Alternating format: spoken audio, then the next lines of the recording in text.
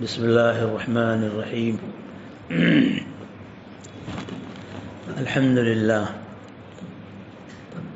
لله الذي أكرمنا بالإيمان وهدانا إلى الإسلام وجعلنا من أمة سيدنا حبيبه خير الأنام صلى الله عليه وعلى آله وصحبه على الدوام. أما بعد، فأعوذ بالله من الشيطان الرجيم. بسم الله الرحمن الرحيم. ففروا إلى الله إني لكم منه نذير مبين ولا تجعلوا مع الله إلها آخر إني لكم منه نذير مبين. صدق الله العظيم. وقال النبي سيدنا مولانا محمد صلى الله عليه وسلم في حديثه: عجبا لأمر المؤمن إن أمره كله له خير وليس ذلك إلا للمؤمن إن أصابته سراء شكر فكان خيرا له وإن أصابته ضراء صبر فكان خيرا له أو كما قال صلى الله عليه وسلم. اللهم صل وسلم على سيدنا نبينا مولانا محمد وعلى آل سيدنا مولانا محمد وبارك وسلم كما تحب وترضى عدد ما تحب وترضى. دوستو، بھائیو، بزرگو، سب سے پہلے تو مجھے آپ کو اس بات پر دل کی گہرائی سے شکر ادا کرنا چاہیے، اور ہم شکر ادا کرتے ہیں الحمدللہ کہ اللہ نے حالات کی سختی اور اتار چڑھاؤ کے ایک طویل وقفے کے بعد ہمیں پھر یہ موقع دیا کہ ہم اللہ کے گھر میں بیٹھ کر آج دین کی بات کا کچھ مذاکرہ کر رہے ہیں جو امر شرعی ہے، مقصد شرعی ہے۔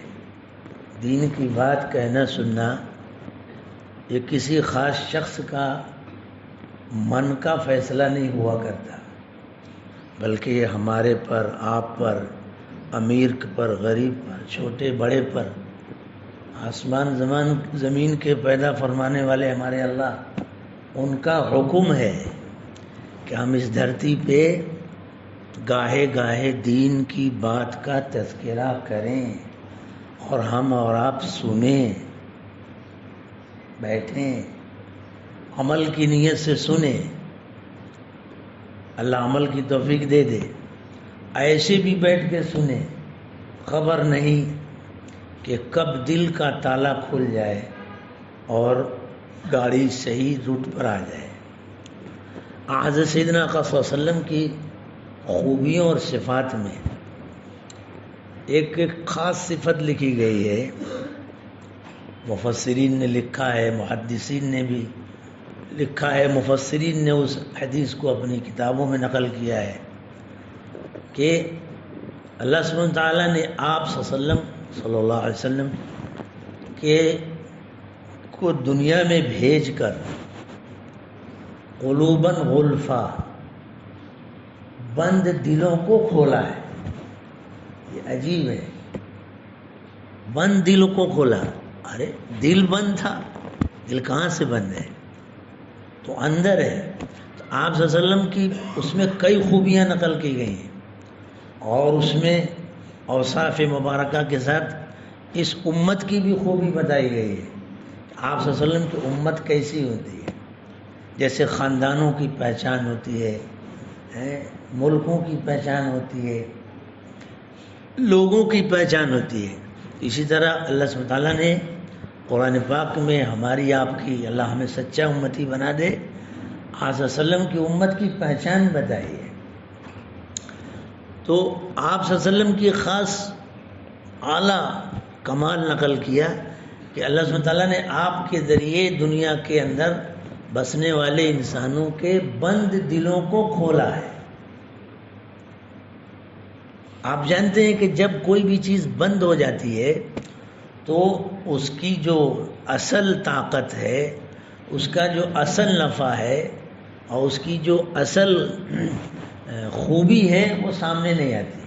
دکان چاہے کتنا بھی خوبصورت اندر مال بھرا ہے، سونے کا ہے، چاندی کا ہے، ہیرے کا ہے، جواہرات کا ہے، لیکن اگر اوپر سے شٹر گرا دیا جائے اور تالا بند کر دیا جائے تو ظاہر ہے کہ وہ مال اندر رہے گا، نفع نہ مالک مکان کو ملے گا نہ غیر کو ملے گا۔ لاکھ زمین کے اندر کانے ہیں، پیٹرول ہے اور پتہ نہیں کیا کیا ہے، اگر اس کو ایسی پاٹا رکھا جائے، اس کی کھدائی نہ کی جائے، نہ نکالا جائے تو اوپر سے زمین بنجر ہے، نفع نہیں ملے گا۔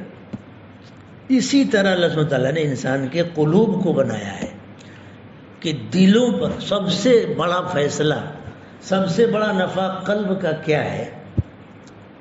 اللہ کرے کہ میں تھوڑے سے وقت میں بات کہہ سکوں، اللہ مجھے آپ کو عمل کی توفیق دے، کہ سب سے بڑا نفع اس دل کا جو سینے میں ہے، میرے پاس بھی آپ کے پاس بھی ہے، یہ ہے کہ اس دل کی چاہت پر اوپر سے فیصلے اتر جاتے ہیں۔ عجیب چیز ہے، دل کے ارادے پر، دل کی چاہت پر اللہ سبحانہ تعالیٰ فیصلے ظاہر کر دیتے ہیں۔ یہ اللہ نے ایسا عرش سے جوڑا ہے۔ اگر دل کی چاہت، خواہش، نیت، ارادہ، حوصلہ، عزم، فیصلہ اچھا ہے تو خدا تعالیٰ کی طرف سے فیصلے اچھے آئیں گے۔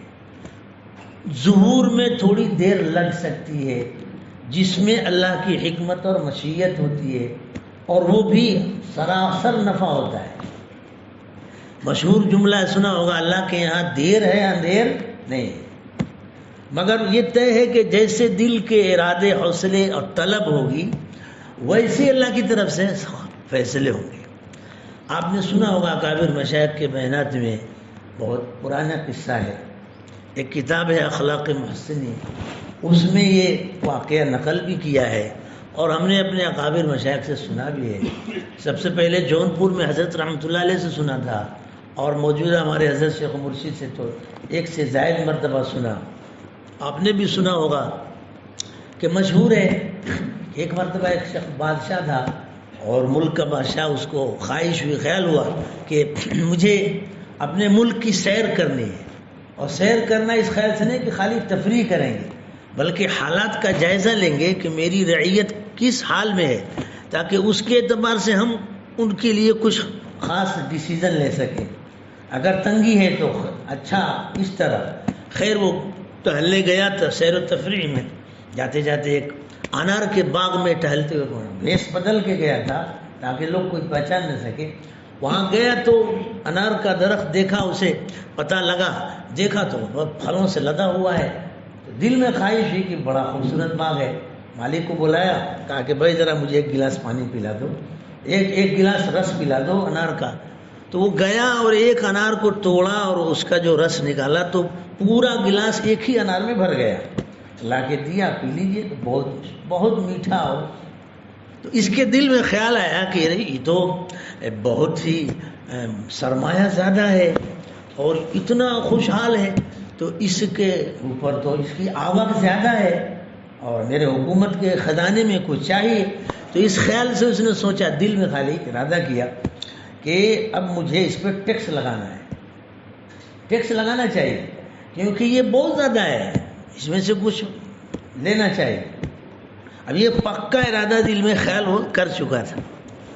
چلتے چلتے اس کی خواہش ہوئی کہ پھر میں دوبارہ کہوں کہ جاؤ ذرا لے آؤ، تو پھر اس نے کہا کہ اچھا ایک گلاس اور لے آؤ۔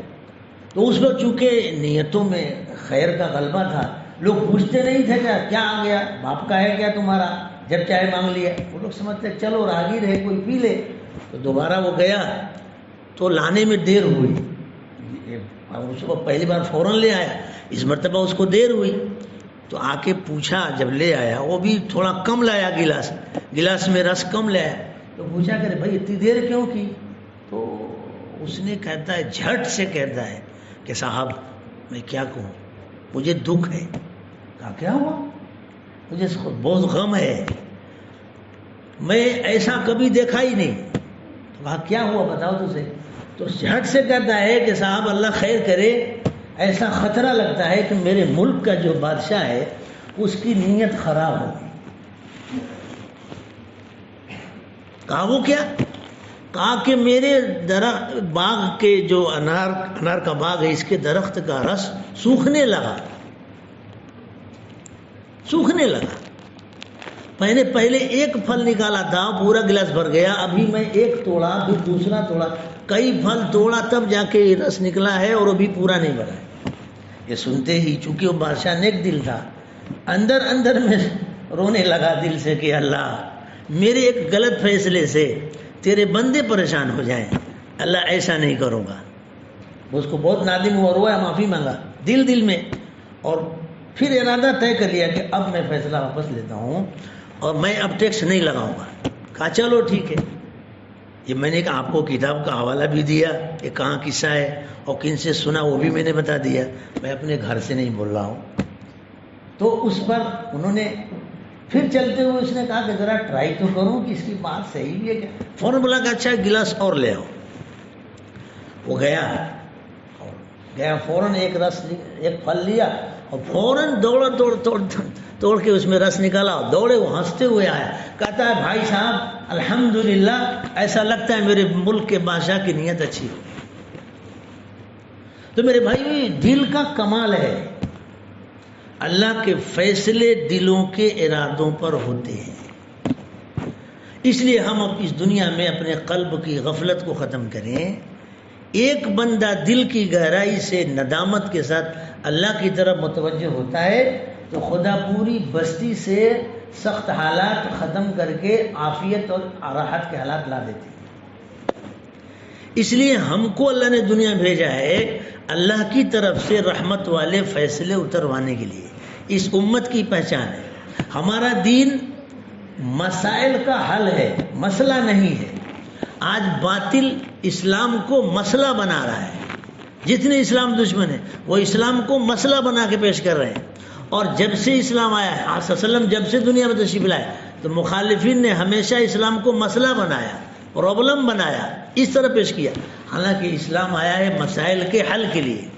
اس لیے اس وقت ہم کو آپ کو ایسے سخت حالات میں اللہ نے جہاں اللہ کی طرف سے حق فیصلے آتے ہیں، خدا نے ہم پر رحم کر کے کچھ اعمال بتائیں، ہم ان اعمال پر اپنے آپ کو ڈالیں جس سے جتنا ہو سکے، تو خدا تعالیٰ بہت جلد عافیت کے حالات بنا دیں گے۔ اصل حال وہ ہے کہ ہم کو آپ کو دنیا میں مقبول حالت ہماری آپ کی یہ ہے کہ دنیا ہماری زندگی دنیا کی ایسی گزرے جس میں اللہ کی خوشی حاصل ہو۔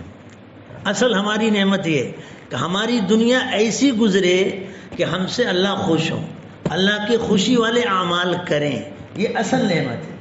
اب ایسے چاہے خوشی کے حالات ہوں تو بھی اللہ کی رضا والے عمل، اور حالات سخت ہو جائیں تو بھی خدا کی خوشی والے عمل، یہ کریں گے تو خدا تعالیٰ آخرت بنائیں گے جو اصل ہے، اور اس کے عوض میں خدا دنیا بھی بنائیں گے۔ دنیا مومن کی بناتے ہیں برکت کے ساتھ، رحمت کے ساتھ۔ مومن کی دنیا میں ہر چیز میں برکت ہوتی ہے، چیز تھوڑی ہوتی ہے دیکھنے میں لیکن اس میں اللہ کی برکت ہوتی ہے۔ کافر کے ساتھ بہت بھاری تعداد میں کبھی دنیا ہوتی ہے لیکن وہ برکت نہیں ہوتی ہے، پکڑ کے ساتھ آتی ہے۔ اس لیے ہم اور آپ چند اعمال کی فکر کریں۔ ہمارے شریعت نے، اسلام نے وہ اعمال دیے ہیں۔ سب سے پہلا عمل اس میں استغفار ہے۔ دل کی گہرائی سے، ندامت سے استغفار کریں، چلتے پھرتے استغفر اللہ استغفر اللہ، اجتماعی طور پر اس کی کثرت کریں۔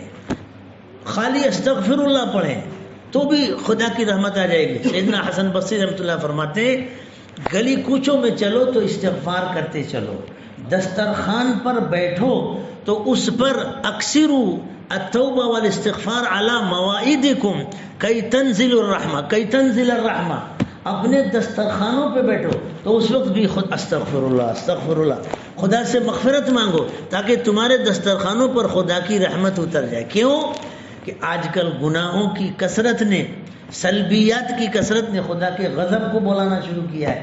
تم خدا کی ذات میں استغفار پیش کرو، دربار میں استغفار پیش کرو، اللہ سے مغفرت مانگو تو خدا کی رحمت آئے گی۔ تو پہلا کام استغفار ہے۔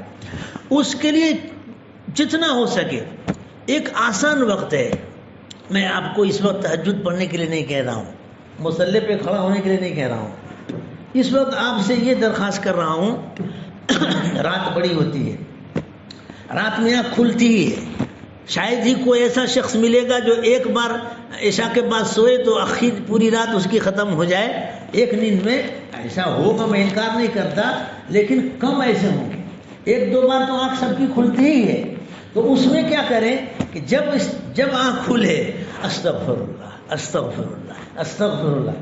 حضرت مولانا سید ابرار صاحب رحمۃ اللہ علیہ حضرت کو غریق رحمت کرے، اللہ والوں کی خاص برکت ہوتی ہے کہ خدا وہ ان کی خاص فہم ہے شریعت کی، ان کے قلب میں ان کی زبان میں خدا نے نور ایسا رکھا ہے کہ ان کی باتوں پہ عمل کریں تو آپ صلی اللہ علیہ وسلم کی اتباع کی برکت سے آج بھی بند تالے دل کے کھل جاتے ہیں۔ آج بھی حضرت لکھتے ہیں کہ جب تمہاری بستر پہ آنکھ کھلے اور رات کا آخری حصہ ہو تو تم نہ اٹھ کے پڑھ سکو تہجد اور نہ کر سکو، تو اس وقت خالی استغفر اللہ استغفر اللہ استغفر اللہ چند مرتبہ استغفار ہی کر لو۔ تو اس وقت ایک ٹیم کا تذکرہ اللہ نے کیا ہے، کانوا قلیلا من اللیل ما یہجعون وبالاسحار هم یستغفرون۔ یہ صحابہ کی مقبول جماعت ہے۔ صحابہ کی کون سے؟ صحابہ کون؟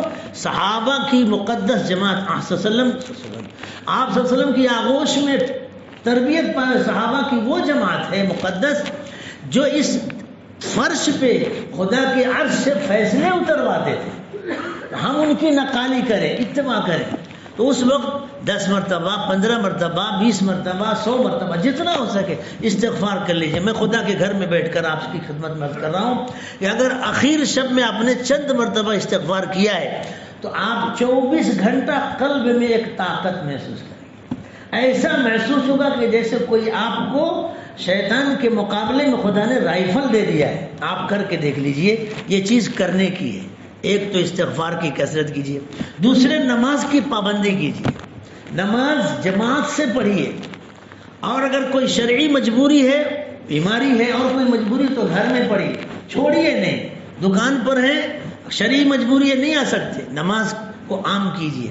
حالات کی اس اتار چڑھاؤ میں جس میں کثرت ہونا چاہیے دیکھنے میں آ رہا ہے کہ اس میں کمی آ گئی، یہ بڑی خطرے کی گھنٹی ہے۔ نماز اگر چھوڑیں گے تو خدا کے غضب کی آگ اور بھڑکے گی، پوری وہ بجھے گی نہیں۔ اس لیے ایک تو نماز کی کثرت کیجیے۔ 2 بات ہو گئی۔ تیسری بات صدقہ اور خیرات۔ میں نے پچھلے کئی مہینے، شاید 1 سال یا 6-7 مہینے کے بعد یہ گفتگو کا سلسلہ شروع، اللہ قبول فرمائے اور آگے آئندہ ہمیشہ کے لیے راستہ آسان فرما دے۔ میں نے ایک بات عرض کی تھی صدقے کے متعلق، وہ آج خود پھر عرض کرتا ہوں کہ صدقہ ہم میں سے ہر شخص نکالے، خواہ 1 روپیہ چاہیے، 50 پیسہ چاہیے، 25 پیسہ چاہیے، صدقہ میرے بھائیوں میں آپ سے ہاتھ جوڑ کے کہہ رہا ہوں، اس کو ہمارا لازم پکڑنا۔ 1 روپیہ اہتمام سے روزانہ صدقہ نکالیے، اور اس میں نیت 2 کیجیے۔ ایک یہ کہ اللہ جتنی امت مسلمہ بستی ہے دنیا میں، چاہے انسان ہو یا جنات ہو، جتنے کلمہ پڑھنے والے انسان و جنات ہیں، اللہ سب کی جان کو، مال کو، ایمان کو، اعمال کو، عزت کو، آبرو کو اور نسلوں کو، ان سب کو اللہ محفوظ رکھیے، بچائیے، اور اللہ اس میں ترقی دیجیے۔ امت کے حق میں یہ نیت کریں، اور دوسری نیت اس میں یہ کریں کہ اللہ اس دھرتی پر جہاں بھی انسان و جنات بستے ہیں، جن کے پاس ایمان نہیں ہے، اللہ ان سب کو ہدایت دیجیے۔ یہ میرے بھائیوں میں آپ سے کیسے عرض کروں کہ اس کو ہم دانت سے پکڑ لیں۔ اور چوتھا کام جو اس کے بعد کا آخری کام ہے، میں بات پوری کرتا ہوں، دعا کا اہتمام کریں۔ استغفار، نماز، صدقہ اور دعا، ان 4 باتوں کا اہتمام کریں۔ دعا چاہے 10 منٹ 5 منٹ سے ہی مانگے۔ اللہ مجھے بھی عمل کی توفیق عطا فرمائے، آپ سب کو بھی۔ وآخر دعوانا الحمدللہ رب العالمین۔